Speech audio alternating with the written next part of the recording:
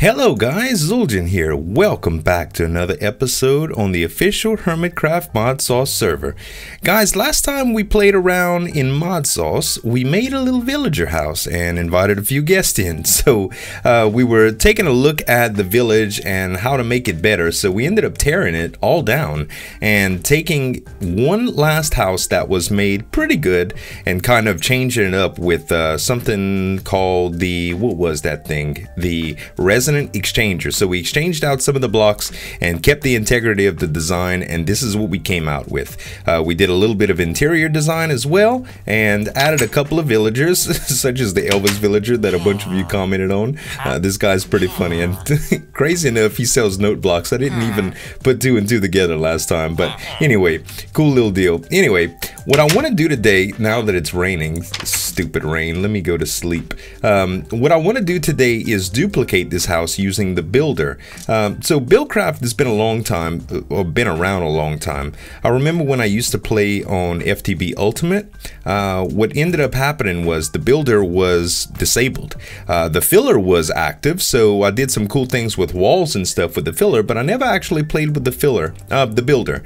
And it's a little bit tricky, to tell you the truth. It took me a little while to get this set up, so I felt like I needed to do it off camera so I didn't bore the heck out of you guys and take up 15 minutes of episode just showing you how the builder works. But basically what you have to do is this. You have a couple things. You have one, the architect table, and the architect table, if I hit 3 on my numpad right here, you'll see the recipe for it. It's kind of made like an old BC quarry, using some diamond gears, a blueprint, which is, I think, just some lapis and paper, yeah, and that stuff. So you get a couple dies together and you do that. Now you have to put the landmarks down, which the landmarks, as you know, to set up a BC quarry are these little guys. It's like lapis and sticks, and you put it down in a 3-dimensional area. You can either use, I think you only have to use 3, like, or 4. One at the top where you want the y-axis, I believe, or the z-axis, and then you put the torches at the bottom corners where you want it. So anyway, we outlined this box with the markers and right-clicked on it and made a little grid, and then I put the architect table right on top of it, and it made this construction frame, which kind of tells you that it worked, so to speak. So before that, the BC quarry, like if you just put 2 of the landmarks down without actually activating it with a quarry or a filler or a builder, and you right click on it, it makes this red line. So the red lines outline this at first, and then when I put the architect table on top at the right spot, it made that outline right there. And that's what you want to look for to make sure that your copy, I guess, is successful. Okay, once your copy is successful, you can access the architect table, name this whatever you want, and put a blank blueprint in it. So what I went ahead and did is put a blank blueprint, and I called it Village House 1, and I made it right here. So also, when you look at the architect table, you can choose to whether this is rotated or not. You can choose whether to use all the blocks. You can choose whether it excavates the land where it's needed to build, and what mods you want to select. So anyway, I went ahead and set up the area that we flattened out here. I went ahead and put down the builder and a little furnace generator. I tried with a tesseract, but the tesseract didn't want to power it. But it seems that the Ender energy conduit from Ender IO really translates power pretty good, and I got a bunch of coal blocks here in case I need them. But what I'm going to do, I'm going to go ahead and put in the blueprint for the builder, and it should tell me what blocks are needed, and it's going to start doing its little thing. It's probably going to start excavating some of the land that it needs to pull out, and fortunately it does seem like it's probably going to go down 1 step, which I kind of needed it to do. Although I'm not really sure why it's going down 1 step. Maybe that is going to be for the floor area that it's going to put in. I don't know exactly how I did that. Yeah, I think I did put in a floor area right there. Okay, so we're going to let it run, and this is our first try anyway, so we'll figure out how it is, and we can always tear it down if it comes out trashy. But what we need to do is start adding the different materials that it needs. So as you can see, I have here some of those oak wood planks that I used last time. It's going to be able to use those. I have these cobblestone, French cobblestone tiles that I made from chisel. There's some dark wood that it's going to need, and there's all kind of other stuff. Let's see, we'll need the floor carpet, we need regular blue carpet, we'll need carpenter's beds, We'll need glass, regular cobblestone. We're gonna put all this stuff in this bush, some torches. We need a magnum torch that it's gonna place in there. Some regular stairs here. It's also gonna, ooh, I need a lot more stairs than that. Okay, so I'm gonna add a few more of these materials, you guys. I'll be right back. All right, guys, as you can see, look at this thing go. It's just building the structure exactly how I had it before. So it's taking the materials that I do have in here and just using them as I go. So let's go ahead and add the blue carpet. We said that we wanted to do that. We need, is this an oak leaf? Yep, it is an oak leaf. I'll go ahead and put that in there. We're going to need some carpenter's doors. So let's do that. And let's see, we're also going to need stairs, and this thing might be out of energy. Let's go ahead and add the coal blocks as we need. It'll go ahead and produce the RF that we need to charge this puppy up, and it'll continue to go. Okay, so what else do we need here? We need the carpenter's beds that we already put in. We're going to need some glass panes, and it seems like it's stopped for the moment. It probably needs more wood. Yeah, it looks like it needs more oak wood, more oak stairs, some wooden slabs, dark wood, and oak planks. Alright, you guys, well, it's not quite finished. All things considered, it left behind a little bit of stuff, and it didn't quite finish off the design. I think it was having trouble with the half slabs, which might be an item ID issue, although I'm not really certain. So I'm just going to put some of this stuff back into my inventory and kind of fix it as I go. Let's see, we don't really need these oak leaves. Let's go ahead and replace that. There we go. And now what I'll do is just put down the carpenter's doors like I had them before. And also, now that I think about it too, we actually went one into the little design that we had here, and that is not necessarily the best bet for us. Like, we went one too deep into the earth, I guess you can say, or the land. So I think I'm just gonna fill this in the best as I could, or I might just trim it up a little bit actually, and I think that will be good. Maybe a little bit off right here and just have it a little slope in the land. I'm not sure. I'll do some more decorating, but we'll also need to put some villagers in here, which I also have for the villager spawn, and that way we can maybe start leading some other type of buildings and some roads into here. I'm thinking that we're going to need some sort of way for the villagers to get up and down to the factory, and I don't exactly know how I'll do that, but I do want to make it real nice, almost like you would get the kind of stairways that a temple would have. And I'm thinking about using this mountainside right here for it, because I think with this you can probably make a path from the central part of town up until here, and then the stairs would kind of go up somewhere around this hill and lead up to the top. I don't know. I'm gonna play around with some designs, and I'll meet you guys when I know what I'm going to do. Alright, you guys, what I think I'm gonna do is use these abyssal steps and the abyssal blocks to make like a stairway that's going all the way up, and for lighting I'm using these magical lamps. Now these are like the old wrath lamps. From factorization you can make these puppies just by using the diamond shards, which you get from taking a diamond block and putting TNT next to it. It explodes and it makes 18 diamond shards from one diamond block. Some silver, some dark iron, and some glass panes, and they make a cool little lamp. Now also for the top of this I'm probably going to do something with some angles. I don't exactly know, but I'm going to run a border. I was also thinking about maybe using some of the magic wall, and the magic wall has a really cool texture. Well, I can actually, instead of making some right quick, I can show y'all how it looks here, and y'all can see right next to the my Ars Magica setup, this magic wall looks really cool. So I might do some stuff with that. I'm not too sure. I'd like to theme the village into a little bit magic as well, so we might actually do a temple later for Ars Magica, and I'd like it to kind of go with the rest of the village. I think the dark colored road is going to be really cool, and we'll have to do some mystic accents here and there. So I'm gonna run this stairway down, make it wind down, and probably connect some sort of road here, but I'll bring you guys back when I start on the road. Alright you guys, so I've been fleshing this path out and I started adding some trim for the Abyssal stone. I thought it was a nice touch to kind of see like the mountain is also Abyssal, and I'm not quite sure where to start and finish this. This is a little bit different than what I'm used to doing, but what I'm doing is I'm changing out just the stone and kind of allowing the dirt to stay dirt, so it kind of looks like the mountain just is naturally Abyssal stone. I don't know if that's the right wording for it or not, but it's working out okay, and I like the way it's coming out. As far as the pathway, some of these areas I kind of have to trim up because it just looks dirty without it. So if I take this and just add some Abyssal stone right here, I'll show you. I take it and I just add it to where it doesn't look that out of place. See what I mean? It kind of transitions to it, although this probably needs to get turned to dirt. Yeah, so I don't know exactly what the right formula for it to look good is, but it looked weird just having it right up against the dirt like that and the sheer cliffs.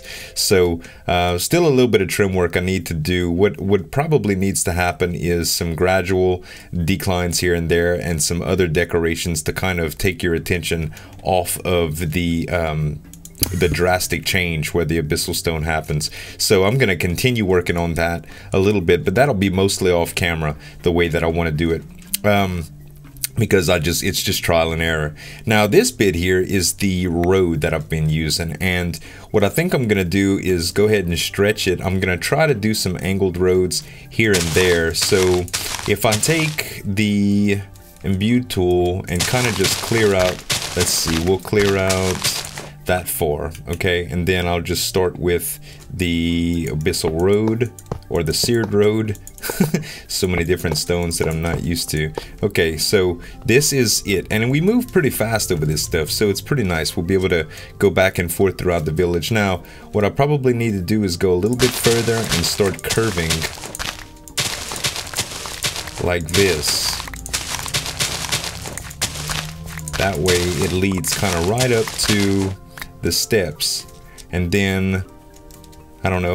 I think that'll work. The path is actually 3 while the door is actually 2, and I know I hate to join those up. Let's see how it looks. I'll take my building wand and just kind of go at it from here, and maybe I'll transition to 2 right here instead. I think that's a good plan actually. Oh, that's not what I wanted to do. It's 2 right here. So what about if I take 2 right here and I kind of just keep it as 2. So it gradually transitioned to 2. I guess that's the best way to put it. And it can go all the way down to the doorstep. Let's see how that looks. I'll finish it up.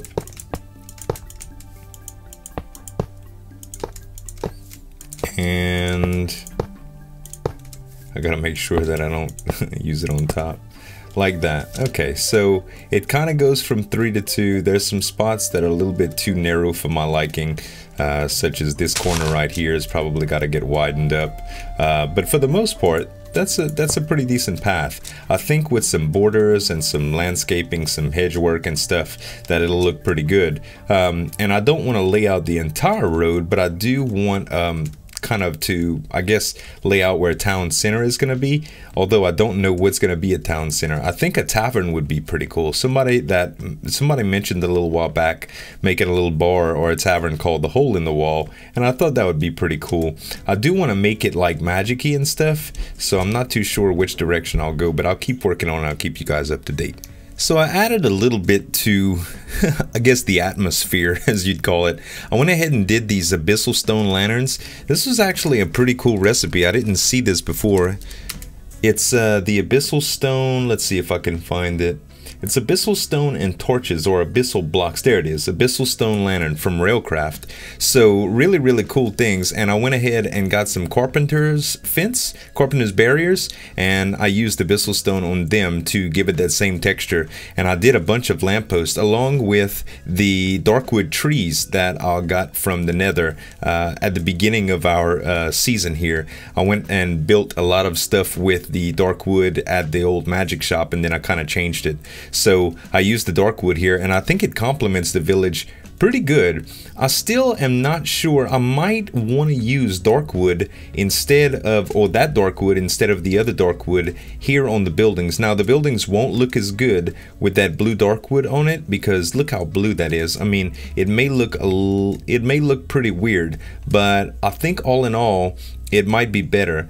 Also, I was thinking, I love the leaves on these, but the blue wood may not necessarily be the best thing for it. So let's grab, let's see, let me grab dark wood. I'll grab the dark wood that I have, and then I can let you guys judge for me. So let's go ahead and put this dark wood up for now. And let's grab the, oh, where is it? There it is, the resonant exchanger. And we can select this type of dark wood and right click this, and it'll change this to that type of dark wood. So I don't know. It's kind of a dark, I guess it's kind of a dark leaf to have the dark brown next to it, so maybe a different color trunk, but I don't know. I think I'm gonna play around with the colors a little bit more. I do like the way the trees look. Oh, you know what? I know what I can use. Let's look up witchwood, because I did break a bunch of those, I believe. Yeah, witchwood logs. So let's go ahead and put these up and grab some witchwood logs. I think that's gonna look really, really good actually. So let's place one like that and shift click on it, and there we go. Now that's a spooky looking tree. I think that would be cool. Now it's not real witchwoods naturally. The witchwoods spawn with a different color leaf. To get those I would probably have to form some of the leaves themselves, but that might be something I do too. I'm not too sure. Although I think I do like the lighter color wood. I don't know, I think I like the darker color wood actually, now that I think about it. So let's shift click on this again. Oh, not that. Shift click on this. It's so nice to be able to use that exchanger, because if you're not sure about the way something looks, you can try it and see without that much breaking and placing and all that other stuff, especially with trees. That's a nice touch. So let's see, if I took the blue wood that I have, if I took the blue wood that I have and changed that, and then selected the blue wood and changed it to this, that's how that would look. So yeah, I don't think it's not well placed. I think backwards is the way to go, honestly. So let's see, I could probably just do that and change that back and shift click on that and change that back. Talk about superpower decorating, huh? Well guys, I think that's it for today. I don't really know what buildings I'm gonna go with next. Thanks for all the support for the village project, by the way, and if you could, maybe we can start thinking about a couple things like the village name, maybe a couple more buildings in the village. And just to give you guys the idea of the layout, I'd actually like to have another building or so here. I'd like to have another building here, of course. I'd like to have a building here, like a central point, maybe a town hall. I can put another couple of houses here. I do want my my roads to stretch here, and also I think I might have to move the if it ever loads in, I think I might have to move the rest of the Ars Magica stuff to a more centralized point, because the village is a little bit too far away from that. I don't know if I want to go that large or make it look that spread out. I don't know. So you guys fill me in with what you think would look good and which selection I should make for those buildings. Also, any other decorations on the hilltop or any alterations you think I should do, let me know. And up top, I really don't know what I want to do with this. I don't know if I want to make it almost like a parking lot, or not necessarily a parking lot, but you know what I'm talking about, almost like paved instead of all the grass. Or should I just continue the road and make it intersect with the few entrances that I have here? I don't know. All of that stuff, let me know in the comments, guys. I'd love to hear what you think. And that is going to be it for today. Thank you so much for watching, guys. As always, this is Zueljin signing off, and we'll see you next time. Bye.